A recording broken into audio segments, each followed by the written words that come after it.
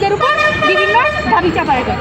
আমরা আমাদের দেশের জনগণ এবং আমাদের যে নতুন সরকার হবে এবং বর্তমানে যে অন্তর্বর্তীকালীন সরকার হচ্ছে সকলের কাছে একটা দাবি চাই, আমরা সনাতনীরা বা সংখ্যালঘুরা যারা রয়েছি এদেশে আমরা যাতে স্বাধীনভাবে চলতে পারি, আমরা যাতে স্বাধীনতার মাঝে কোনো রকম বাধা না পাই, এটাই সকলের কাছে অনুরোধ। আচ্ছা, ইসকনের ব্যাপারটা নিয়ে ইকারি বলছে, সন্ত্রাস সংগঠন নাম দিচ্ছে, জঙ্গি নাম দিচ্ছে।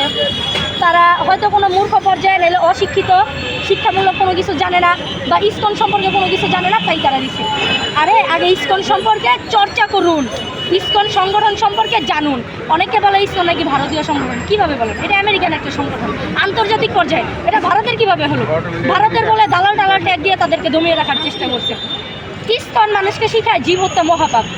যে সংগঠনটা শিখায় একটা মানুষকে যে জীব হত্যা করবে না, সবাইকে শ্রদ্ধা দিবে, সম্মান দিবে, সেই সংগঠনকে কিভাবে আপনি একটা জঙ্গি সংগঠন দেন?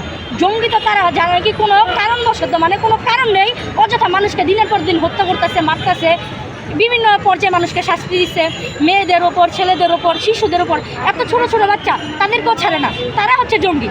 কিন্তু ইসকন তো সকলকে শিখায় যে জীব হত্যা করবেন না আপনারা, জীব হত্যা মহাপাপ। ইসকনের মূল উদ্দেশ্য হচ্ছে গিয়ে সনাতন ধর্মের যারা আছে তাদেরকে সনাতন ধর্ম সম্পর্কে জাগ্রত করা।